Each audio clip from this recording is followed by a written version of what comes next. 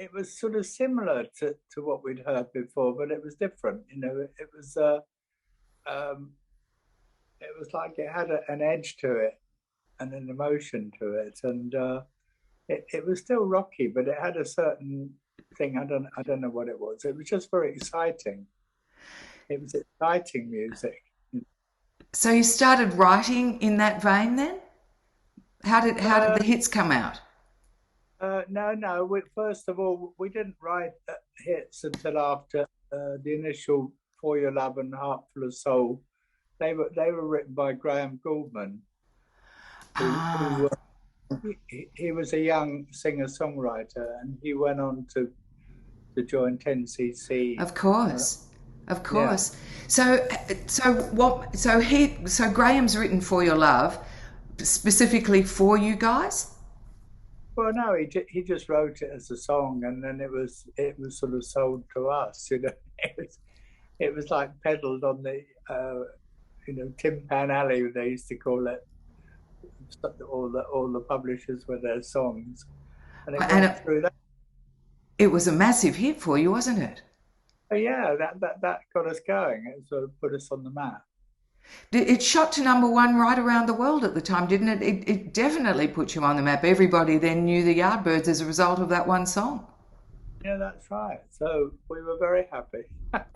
I bet you were. How did life change for you when that happened? Well, we'd been play. We had quite a big following, but it was like we went up to another level.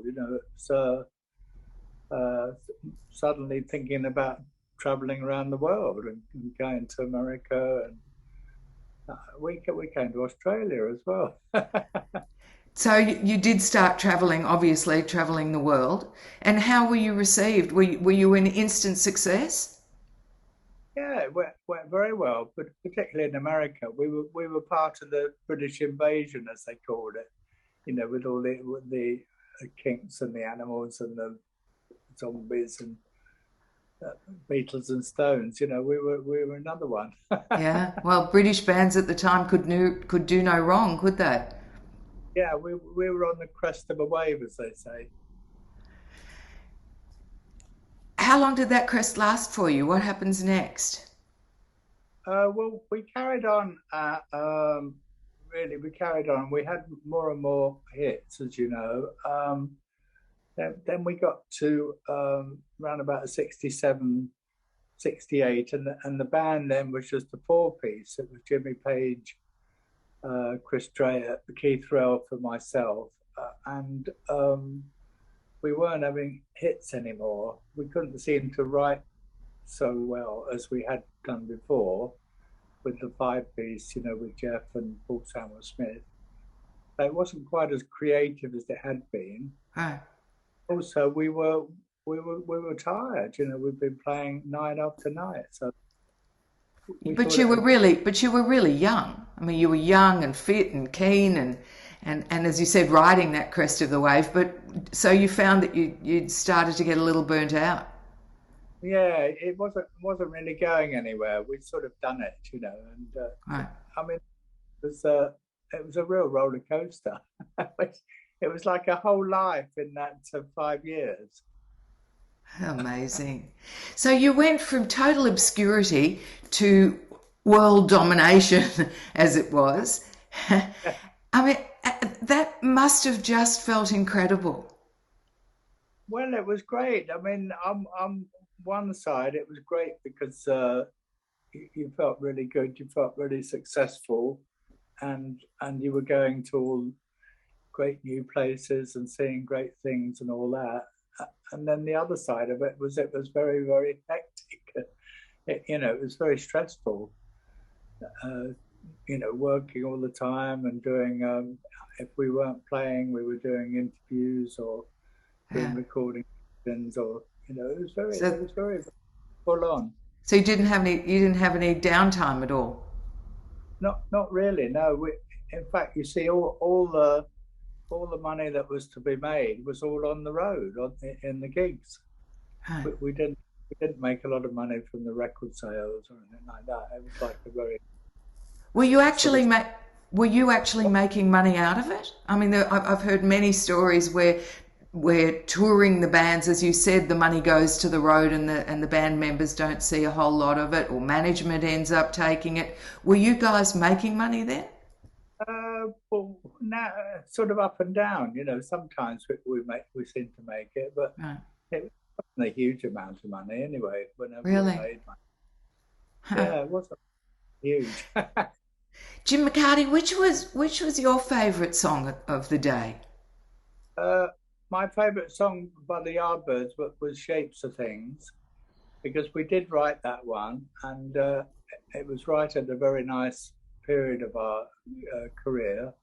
We were in America and we recorded it in Chess Studios, which was in Chicago, at the Blues Studio. That was very exciting, all the bluesmen had Yeah, recorded. yeah.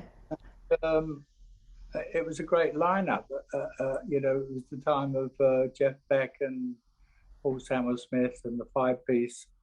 It was it really worked. We really had chemistry. How did you guys all get on together? Good.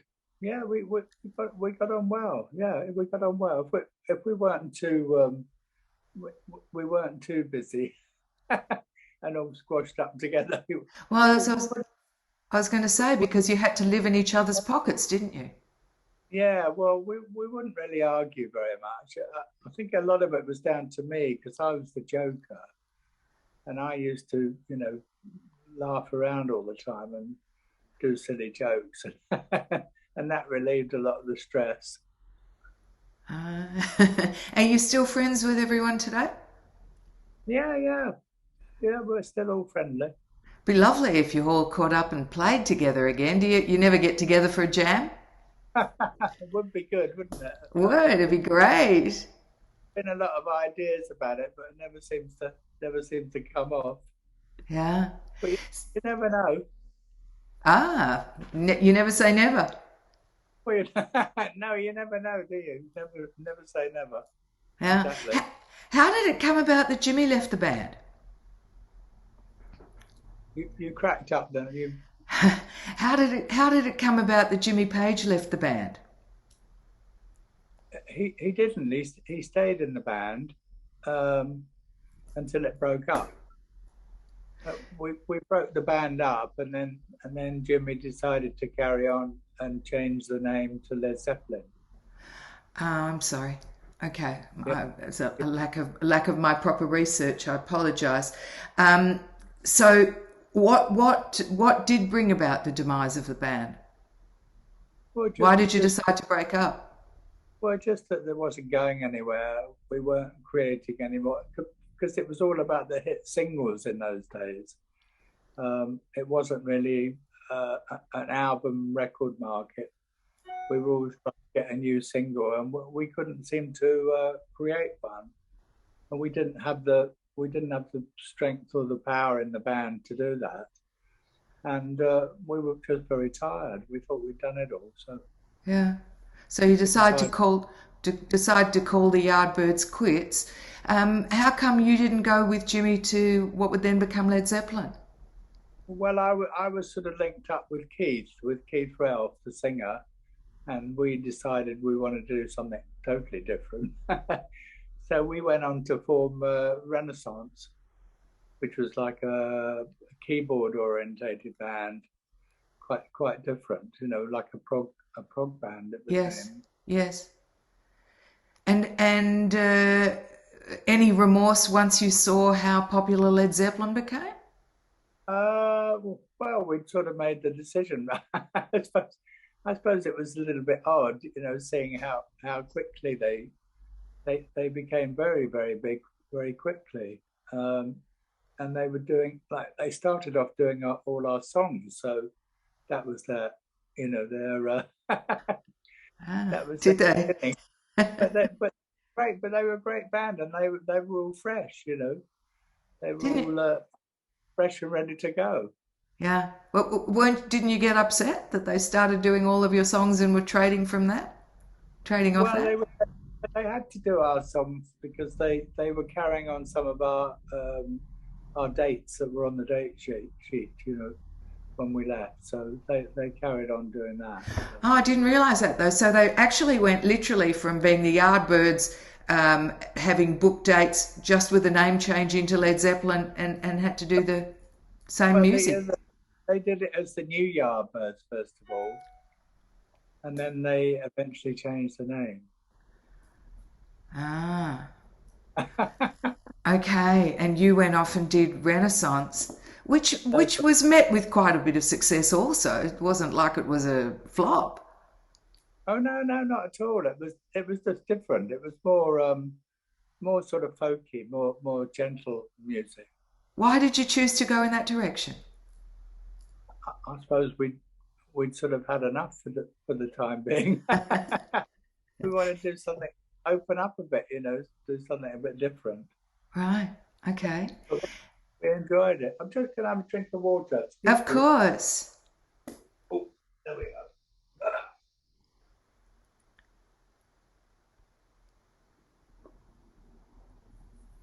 So what time is it there with you? 7:19 a.m. on Tuesday morning. Oh, okay. Where are you? In Melbourne, Australia. Oh, Melbourne. Yeah. Melbourne, yeah. Okay. When were you guys last here in Melbourne? Do you remember? We came. Yeah, I thought about that before this interview. I think it was about 95, and we came with the animals. Ah, of course. Yeah, We were yeah. together with the animals, and we played up and down the coast there. At some of those, what are they called? Oh, Services the club. RSL clubs. That's right. Return Yeah, Services Leagues. some of them. Yeah, there was Yeah, a big tour. it was good fun, and we went to Cairns, which was nice, and I went to the big the islands there, Ah, to the in Barrier Reef. Barrier Reef. That's right. Nice, very nice. Gosh, hasn't the world changed a lot since those days? Wow.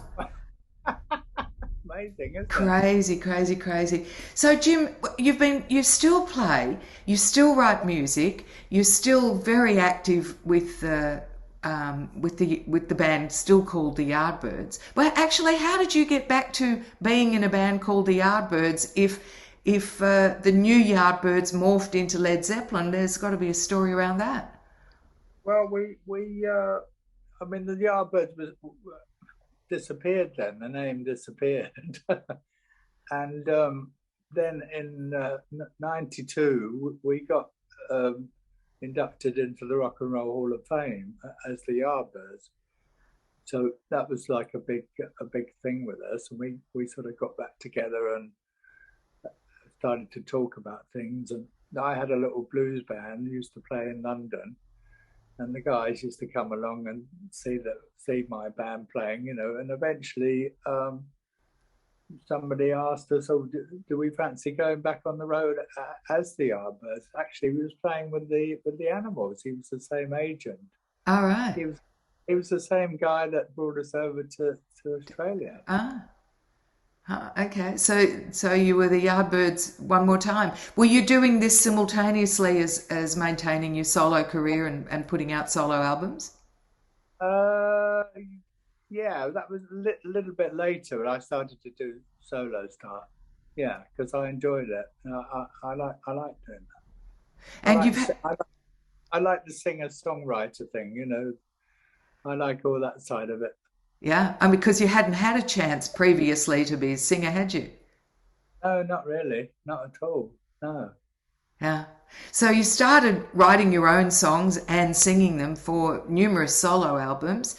Can you point us to a song or an album that you're most proud of? Yeah, I'd say that the last solo album is a good one. It's called Walking in the Wildland. And I wrote it around here, and it was inspired by this area. And but I recorded it in Toronto, in Canada, Uh huh. and it was produced by Terry Brown that did some of the Rush albums. All right. And favorite track on that one?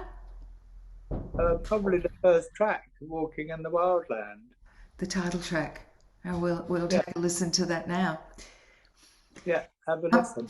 I will. Thank you. I'm chatting with Jim McCarty from the famous for being with the Yardbirds and then out solo. But the reason that we actually talk today, Jim, is because you have yet another book out. It's your second book. You're quite amazing. You're very multi-talented. Well, I had the luck to work with a great writer, Dave Thompson, who's a rock writer. So we wrote it together, both the books actually. The So the first one, first one, the first one was called Nobody Told Me, which was released in 2018, and that was your autobiography, well, your initial autobiography. The one that you have out now is called She Walks in Beauty, and that continues with your life journey. Tell us a little bit about it. well, that was brought about because mainly from the death of my wife, who died last year, I'm sorry. and since she died, I wanted to know what had happened to her. So I pursued various ways of trying to find out, where she'd gone because we were very close together. And so I looked at various YouTube documentaries about near-death experiences, and I went to mediums, and eventually I did a course with a medium, an American medium called Suzanne Giesman, Right. who who was originally an officer in the U.S. Navy, and she decided to be a medium when she lost her stepdaughter in Iraq. Yeah. Uh, so she went to study in England, and she started to run courses for mediums. So I did a course, and she told you you know, the steps to go through to contacting, your loved ones beyond the veil, as they say. And how did you go? And it went really well. I found that I could communicate with Lizzie, and I got a lot of evidence through, because Suzanne was always talking about, well, you need evidence as a medium. You need some sort of solid evidence, something that they can tell you that you don't know. I mean, they'll tell you something about somebody else, or tell you things that are going to happen, or things you're going to see in that day, and so things like that. So Oh, a lot of those things happened. so you did it in a quest to unravel the mysteries of life that exist beyond the world in which we live, and you found what you were looking for. How extraordinary.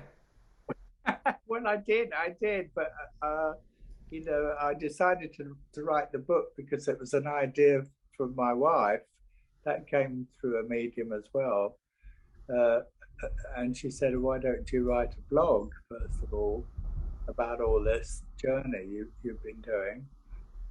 So I decided to write another book with Dave, and I didn't think he'd be interested because he's a rock writer, Yeah. and uh, uh, and then I told him what it was about, and he said, "Oh, I love all that stuff," So yeah, so we go back to when I was younger, and and on in the band, and looking at everything from a sort of more of a paranormal angle, all the things I was interested in that were a bit unusual. So we talk about that a lot in the book, and then coming up to the present time. What do you hope that readers will get out of it? Well, I hope people will read it, and then if they're in the same predicament, it might give them some sort of hope, or uh, you know might ease their grief a bit to know that perhaps their relatives are still going, as I believe. I think the consciousness still carries on outside the body. It's something that you know I've learned So doing it's all this. and it obviously has provided you with a whole lot of solace. Well, yeah, exactly. Yes, it's helped me a lot, and I've enjoyed the I've enjoyed the adventure, and I still am. I'm still enjoying it. So if readers get a hold of this book, they will discover the process that you went through. Does it steer them in the direction if they want to do same? Oh yes, yes, yes. It would do. I mean, I'm not telling them how to do it. I'm just saying, as an observer, this is what happened, and but yeah, they could follow the same course I did. I mean, they could. All the people in the book that I followed, they could see. Yeah. A lot of people, I could hear them saying now, oh, that's just hogwash, crazy man, why would he even believe in that sort of stuff? What would you say to the disbelievers? Uh, well, you naturally you believe what you like, but this is what happened for me, and this is quite true.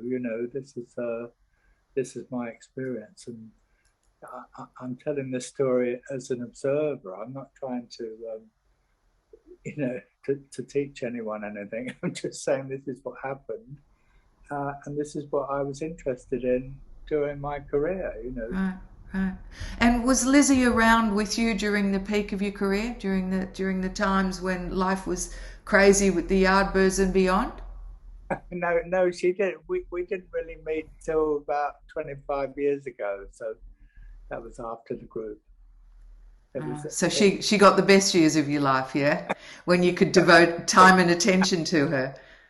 yeah, she got more of a mellow time. Have you mellowed a lot, Jim? Have I mellowed?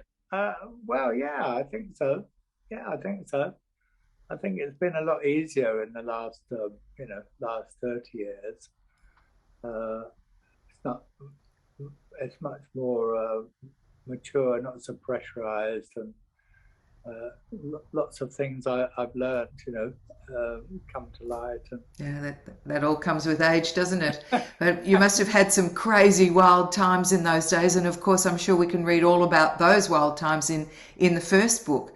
Are they all yeah. documented there in Nobody Told Me? Oh yeah, yeah. They're all the stories I can remember anyway. They're in that book.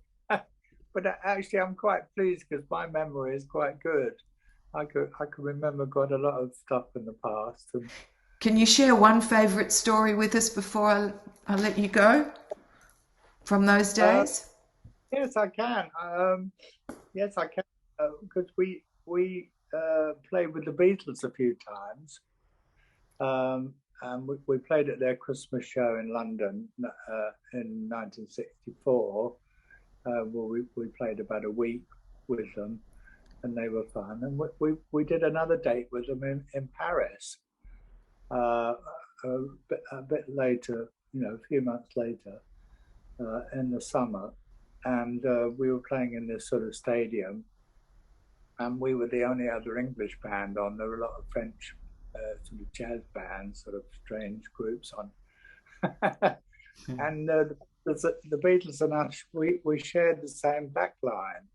So, which means I played Ringo's drums, and the guys all used their amps, and we went on before them. And we were playing away there, and they didn't used to mic up the drums in those days, like they do now. You had to play very hard to get heard. Ah. So bashing away, and all of a sudden, I realised I'd broken Ringo's snare drum. I went right through it, and I thought, oh my God, I'm so embarrassed. And it came to the end, and I thought, what am I going to say? There was actually no problem. The roadies came up and said, "Oh, don't worry, we'll sort it out." And then Ringo came out and waved his fist at me. but you'd given yourself a hard time worrying about it till then. I got very embarrassed about it. I can imagine. Moment. What an extraordinary life you've led. How wonderful. You were always destined for music? There was never any other plan for you? Oh no, no, not since I was about 20, I reckon. I was gonna. I worked in the stock exchange, for stockbrokers at one time, and then Right. so that was it. After that. It was It all was music. music, music, music all the way.